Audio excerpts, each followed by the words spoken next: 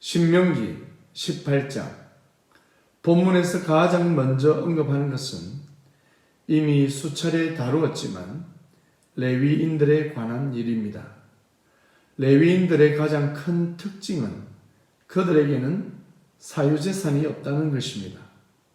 땅이 없으니 농사를 지을 수도 없고 항상 성전에서 사역하는 일을 하는 그들은 자신을 위한 직업을 구할 수도 없는 것입니다.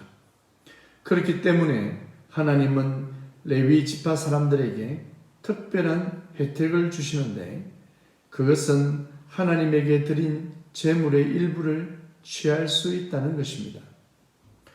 레위인들은 이스라엘 백성들 가운데 골고루 흩어져 살면서 율법을 가르치고 성전의 일들을 하며 위로자로 살았습니다. 하나님의 일을 하니 하나님이 그들을 책임져야 했습니다. 하나님께 드린 제물을 하나님이 먼저 받으시지만 그 제물을 제사장과 레위인들이 취함으로 생계를 유지하고 이스라엘 전체 백성들의 영적인 수준을 유지할 수 있는 것입니다. 우리는 이 시대의 제사장이며 또한 레위인들입니다. 그럼 우리의 기업은 어디에 있습니까? 물론 이 땅 가운데 살아가면서 하나님이 주신 복도 있고 재산도 있고 능력과 기술이 있지만 진정한 우리의 기업은 하나님이 되어야 할 것입니다. 우리에게는 비교할 수 없는 하나님의 크신 놀라운 기업이 있습니다.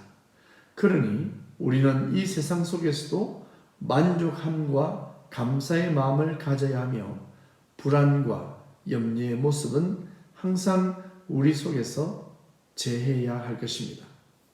그리고 가나안으로 들어가면 조심해야 할 일에 관하여 미리 경고하고 있습니다. 그것은 우리의 미래를 점치는 일에 대한 강한 금지를 나타내고 있습니다. 여러분, 우리 주변에는 내일에 대하여 말하는 자들이 많습니다. 미래에 일어날 일에 대하여 함부로 말하고 다니는 것은 하나님이 금하신 것입니다. 물론 하나님이 분명하게 알려주시는 부분까지 무시하는 것은 아닙니다. 그러나 그것은 참으로 분별하기 어려운 일입니다. 우리가 미래에 관하여 점을 치는 행위는 하나님의 일하심을 무시하거나 혹은 하나님의 뜻을 거스릴 수도 있습니다. 점치는 행위는 무당해합니다. 그들은 또한 신을 믿고 신의 음성을 듣지만 그것은 정말 참 신이 아닌 사탄의 일에 불과합니다. 사탄은 이 세상에서 얼마든지 놀라운 일을 할 수 있는 존재입니다. 하나님도 그 사탄의 일들에 관하여 당장 그 존재를 없애버릴 수도 있으나 그냥 두시는 것입니다. 그리고 그들은 분명 어떤 식으로든지 사탄의 역할을 하고 있는 것입니다.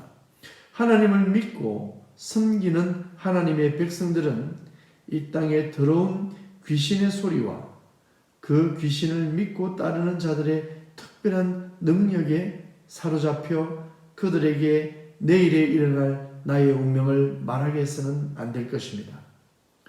우리 교회 밑에 무당이 살고 있습니다. 우연한 기회에 대화를 하게 되었는데 목사님의 사모님들이 무당을 찾아온다라는 것입니다. 교회 권사님들이 무당을 찾아온다라고 말했습니다. 저는 충분히 그런 일이 일어나고 있다는 것이 믿어졌습니다.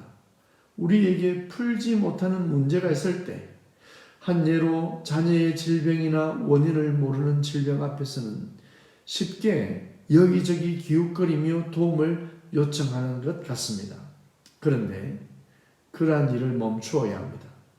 하나님은 우리에게 항상 테스트를 통과하게 하십니다.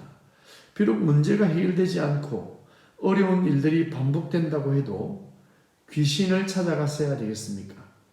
하나님에게 도움을 구하며 치료해 주시기를 소망합시다. 살아계신 하나님이 우리에게 가장 좋은 것을 주실 것입니다.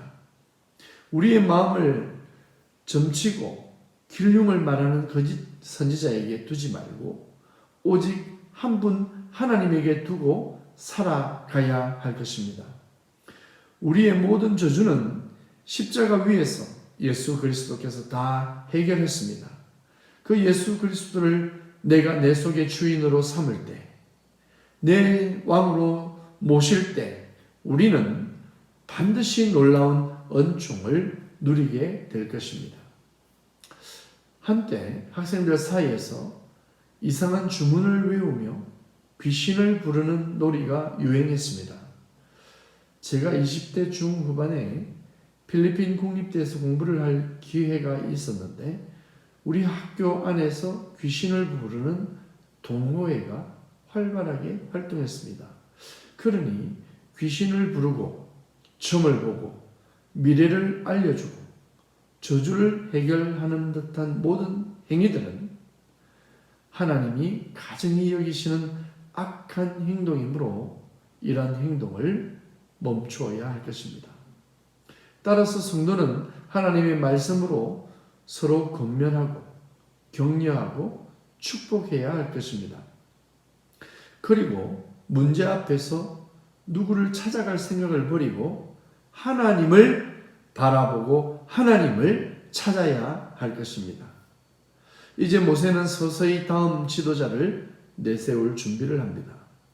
모세의 때가 다하면 하나님은 여호수아를 지도자로 삼으셔서 이스라엘을 인도하실 것입니다. 그리고 여호수아는 모세와 마찬가지로 오실 메시아를 예표하는 인물이기도 합니다. 성경은 궁극적으로 모든 일을 예수 그리스도에게 집중시키고 있습니다.